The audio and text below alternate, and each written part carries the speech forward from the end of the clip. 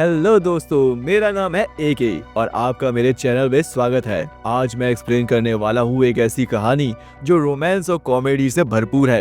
कहानी एक ऐसे सर्वेंट की जिसका अफेयर एक राजा की पत्नी के साथ हो जाता है और जब ये बात उस राजा को पता चलती है तो वो अपने सिपाहियों से उसे पकड़ के लाने को कहता है। तो वो सर्वेंट अपनी जान बचाने के लिए एक चर्च में जाकर काम करने लगता है और उस चर्च में जाकर वो अपनी हरकतों से बाज नहीं आता और वो चर्च के नन के साथ इंटीमेट होने लगता है। इससे उसकी जिंदगी में कुछ ऐसी चीज होती है जो उसने कभी सोची भी नहीं थी। तो कहानी बहुत इंटरेस्टिंग है और थ्रिलर से भरपूर है क्योंकि दोस्तों इस कहानी के एंड आपके होश उड़ा देगा। तो स्पॉइलर पहले से ना बताकर कहानी की तरफ बढ़ते हैं। कहानी की शुरुआत में हम फर्नांडा नाम की एक सिस्टर को देखते हैं जो अपने गधे को पकड़ के जंगल के बीच से चर्च में आ रही थी। चर्च में आने के बाद जिनेव्रा नाम की दूसरी सिस्टर उसे आके पूछती है कि कल रात तुम कहाँ थी।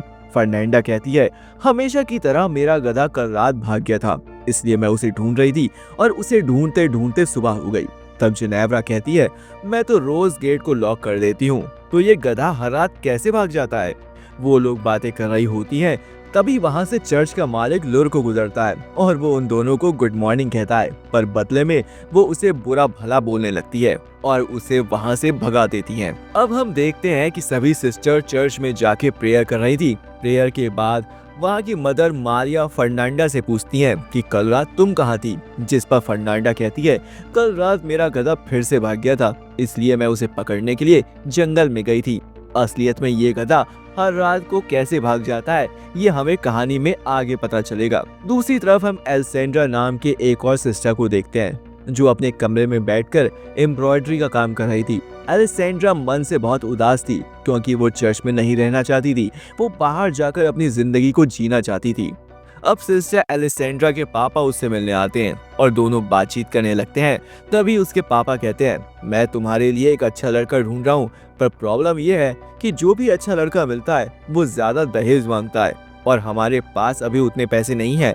तभी एलेक्जेंड्रा कहती है, अगर आप चर्च में डोनेशन देना बंद कर दें तो मेरे दहेज के पैसे का इंतजाम हो जाएगा। पर उसके पापा कहते हैं, ये करना सही नहीं होगा, तुम अपने सिस्टर के पार्ट पर ध्यान दो।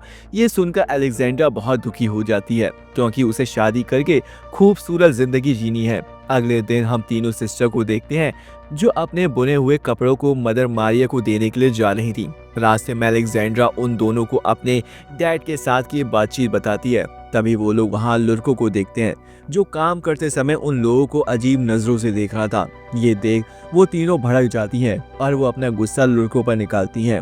वो लोग लुर्को को मारती हैं। दूसरी तरफ हम इस चर्च के फादर को देखते हैं जो सिस्टर के बुने हुए कपड़ों को बाजार लेकर जाने के लिए निकलते हैं। फादर का नाम टोमेसो था। रास्ते में लुर्को उनसे मिलता है और कहता है, मैं अब इस चर्च में काम नहीं करूंगा, और फादर को बताता है कि चर्च के नन ने उसके साथ क्या किया। लेकिन फादर उसे समझाते हैं कि ऐसा अब नहीं होगा, पर लुर्को नहीं समझता और वो नौकरी छोड़कर वहां से चला जाता है। फिर हमें एक महल को दिखाया जाता है जिस महल के राजा का नाम लॉर्ड ब्रूनो था। महल में हम देखते हैं कि ब्रूनो अपनी वाइफ फ्रांसिस्का के साथ लंच कर रहा था और ब्रूनो अपनी वाइफ को अपने बहादुरी के किस्से सुना रहा था, मगर फ्रांसिस्का का ध्यान उनके नौकर मसीटो पर था। मसीटो भी फ्रांसिस्का को प्यार भरी नजरों से देख रहा था। दोनों को देखकर लग रहा था कि उनके बीच कोई चक्कर है। फिर रात होती है तो हम देखते हैं कि फ्रांसिस्का और मसीटो एक पलंग में बिना कपड़ों के उठा पटक कर रहे थे। तभी फ्रांसिस्का मसीटो को कहती है, मेरा पति मुझे खुश नहीं कर पाता, बस अपनी बहादुरी के किस्से सुनाते रहता है। इसके बाद दोनों फिर से उठापटक के लिए तैयार होने लगते हैं। तभी कमरे में ब्रूनो की आने की आवाज सुनकर मसीटो खिड़की से कूद के भागने की कोशिश करता है, लेकिन ब्रूनो आकर पीछे से उसे देख लेता है। पर अंधेरे के कारण वो मसीटो का चेहरा नहीं देख पाता, लेकिन ब्रूनो उसका पीछा करते हुए सभी नौकरों के कमरे में आ जाता है, मगर मसीटो पहले पहुंचकर सोने का नाटक करता है। इसके बाद ब्रूनो सभी नौकरों के दिल को चेक करने लगता है कि किसका दिल जोरों से धड़क रहा है। तभी मसीटो के पास आकर वो समझ जाता है कि यही वो नौकर है जो कमरे से भागा था।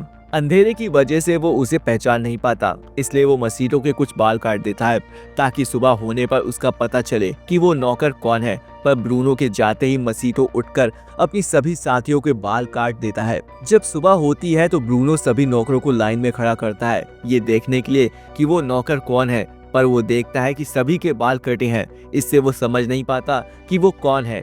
अब वो सभी नौकरों को धमकी देता है, मैं जिसे ढूंढ रहा हूँ, अगर उसे मैंने पकड़ लिया तो उसका क्या हाल होगा तुम सोच में नहीं सकते हो। अब ब्रूनो सभी नौकरों के बाल छोटे करवा देता है। अब अगले दिन जब ब्रूनो और फ्रांसिस्का खाना खा रहे थे, तब ब्रूनो फ्रांसिस्का को वार्निंग देता है कि जो भी तुमने किया ठीक नहीं किया। और वो फ्रांसिस्का को कहता है, अगर वो नौकर मुझे मिल गया तो मैं उसे और तुम्हें जिंदा नहीं छोड़ूंगा। पर फ्रांसिस्का ब्रूनो से नहीं डरती है और कहती है, तुम ऐसा कुछ नहीं कर पाओगे। इसी बीच ब्रूनो फ्रांसिस्का और मसीटो को इशारा करते देख समझ जाता है कि वो नौकर मसीटो ही है। अब आगे हम मसीटो को काम करते देखते हैं, जहाँ फ्रांसिस्का आकर उसे चूमने लगती है। तभी ब्रूनो उसे देख लेता है और वो अपने सिपाहियों को कहता है कि जाओ और मसीटो को पकड़कर मेरे पास लेकर आओ। अब मसीटो जान चुका था कि ब्रूनो ने उसे देख लिया है, इसलिए वो अपनी जान बचाकर वहां से भागता है और ब्रूनो के सैनिक भी उसके पीछे भागते हैं, पर वो मसीटो को पकड़ नहीं पाते। अब मसीटो जंगल में भागते भागते फादर टोमेसो को देखता है। फादर ने बाजार जाने के समय रास्ते में थोड़ी सी वाइन पी ली थी और नशे की हालत में वो अपने गधे को संभाल नहीं सके और उनकी गाड़ी उलट गई थी और सारे कपड़े नदी में गिर गए।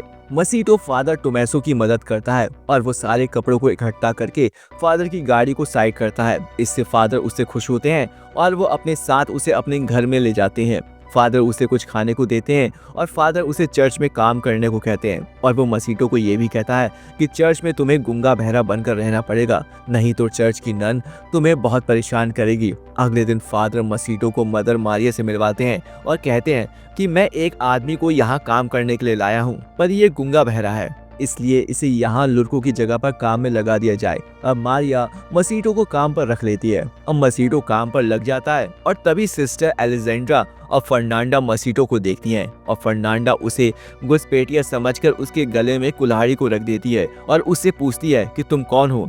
तभी मदर मारिया आके उनसे कहती है, ये इस चर्च का नया माली है जिसका नाम मसीटो है और ये सुन और बोल नहीं सकता। अब मारिया की बात सुनकर फर्नांडा उसे छोड़ देती है।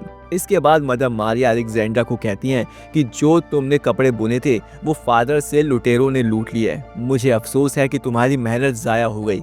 मदर मारिया कहती हैं, तुम्हारी मदद के लिए हम एक और सिस्टर को लेकर आएंगे जो तुम्हारी मदद कर सके। इसके बाद मदर मारिया अलेक्जेंड्रा की मदद के लिए एक बूढ़ी लेडी को लाती है जो उसके साथ कपड़े बुन सके। अब कपड़े बुनते वक्त अलेक्जेंड्रा से फ्रेम टूट जाता है। फिर वो फ्रेम बनाने के लिए मसीटो के पास जाती है, पर तभी सिस्टर जिनेव्रा अलेक्जेंड्रा को मसीटो के पास जाते देख लेती हैं और छुप के उस पर नजर रखती हैं। अब अलेक्जेंड्रा मसीटो को इशारे से उसके फ्रेम को ठीक करने को कहती हैं और मसीटो उसे ठीक करने लगता है। तभी सिस्टर अलेक्जेंड्रा उसे अपनी लाइफ के बारे में बताने लगती हैं। इसके बाद मसीटो अलेक्जेंड्रा का फ्रेम ठीक कर देता है और अलेक्जेंड्रा वहां से चली जाती है। अब रात को फादर टोमेसो मसीटो से पूछते हैं कि आज चर्च में तुम्हारा दिन कैसा गया। तो मसीटो कहता है, कुछ सिस्टर ने आज मुझे थोड़ा परेशान किया, पर मैं उन सबको आगे संभाल लूंगा।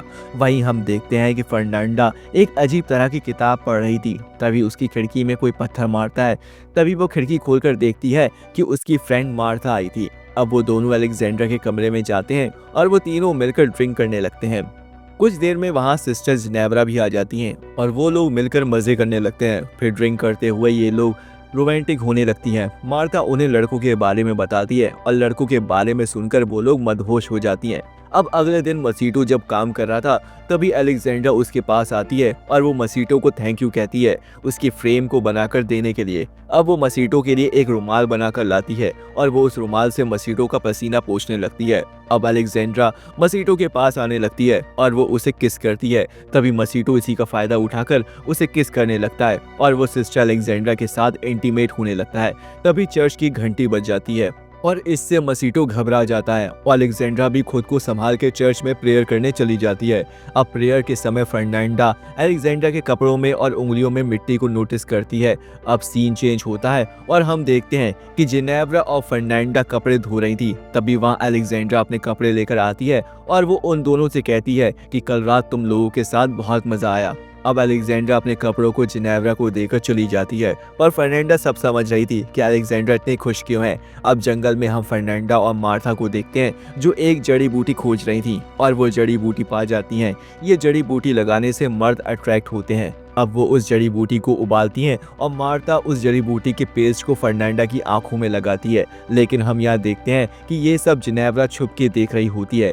अब फर्नांडा और मार्था मसीटो के कमरे में जाती हैं। जब फर्नांडा उसे चाकू दिखाकर डराती है, फिर दोनों मसीटो को किस करने लगती हैं। इससे मसीटो भी अपना कंट्रोल खो देता है और फिर वो तीनों एक दूसरे के साथ मजे करते हैं। फिर अपना काम खत्म होने के बाद वो दोनों घर से बाहर आ जाती हैं। तभी वहाँ जिनेव्रा आती है और वो उनसे पूछती है कि तुम दोनों यहाँ क्या कर रही हो, पर वो जिनेव्रा की बातों का जवाब नहीं देती और वो लोग वहाँ से चली जाती हैं।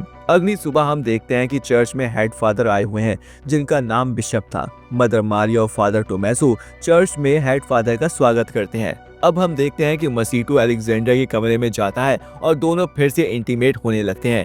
तभी वो बूढ़ी नर्स कमरे में आ जाती है और वो उन दोनों को गौर नहीं करती। अब मसीटो उस बूढ़ी नर्स को देखकर चौंक जाता है और वो पलंग के नीचे जाके छुप जाता है। अब वो मौका पाकर वहां से चला जाता है।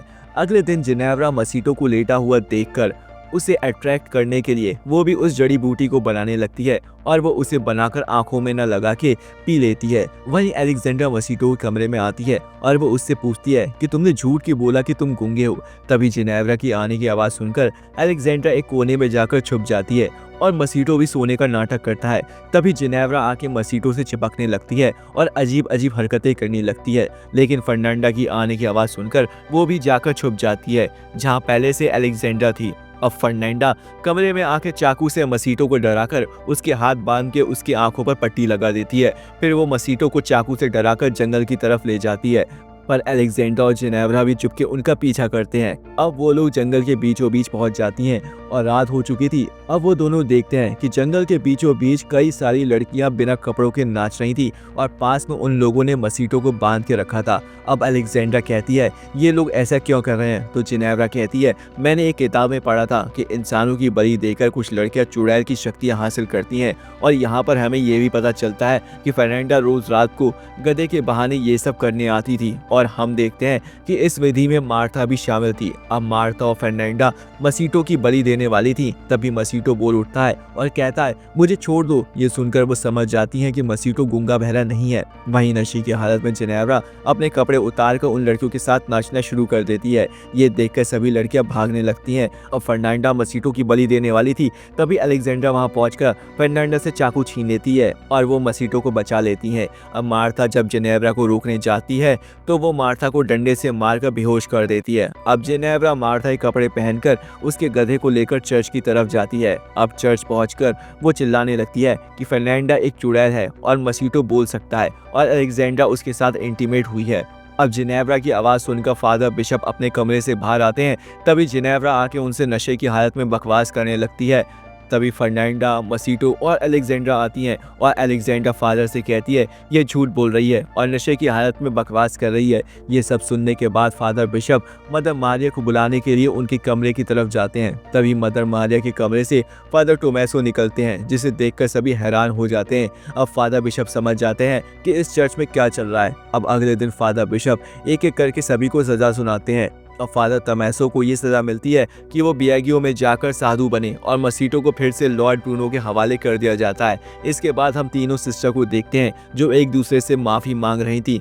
अब वो तीनों मसीटो के बारे में सोचती हैं और कहती हैं लॉर्ड ब्रूनो उसे मार देंगे। अब वो तीनों मसीटो को भगाने का प्लान बनाती हैं। उधर हम देखते हैं कि जेल में मसीटो कैद था। तभी लॉर्ड ब्रूनो वहां आकर उसे कहते हैं मैंने अपनी वाइफ को दर्दनाक मौत दे दी है, अब तुम्हारी बारी है। ये कहकर ब्रूनो वहां से चला जाता है। अब मसीटो सिपाही से रिक्वेस्ट करता है कि वो उसे छोड़ दे, पर वो सिपाही उसकी बात नहीं मानता और उसका मजाक उड़ाता है। अब कुछ समय बाद एक कछुए पर मोमबत्ती देखकर सिपाही उसके पीछे चल जाते हैं। असल में उन तीनों सिस्टर ने उस कछुए को छोड़ा था। अब सिपाही के जाते ही वो तीनों मसीटो के पास आकर उसे बाहर निकालते हैं और उसकी जगह एक पुतले को रख देते हैं। अब वो लोग मसीटो को नन के कपड़े पहनाकर उसे लेकर जंगल की तरफ भागते हैं। वहीं हम मदर मारिया को देखते हैं जो अपने गधे को साथ लेकर फादर टोमेसो से मिलने आई थी। वो दोनों एक दूसरे से मिलकर बहुत खुश होते हैं। तभी उन्हें किसी के आने की आवाज़ सुनाई देती है तो वो छुप जाते हैं। तभी वह तीनों सिस्टर मसीटो को लेकर वहाँ से भाग रही थी। फिर उनके जाने के बाद मारिया और टोमेसो बाहर आते हैं और अब वो एक दूसरे को किस करने लगते हैं और मूवी यहीं पर एंड हो जाती है। दोस्तों उम्मीद करता हूँ कि आपको मूवी पसंद आई होगी। अगर आपको मेरा एक्सप्लेनेशन अच्छा लगा हो तो प्लीज मेरे चैनल को सब्सक्राइब और वीडियो को लाइक करना मत भूलिएगा। Thank you so much.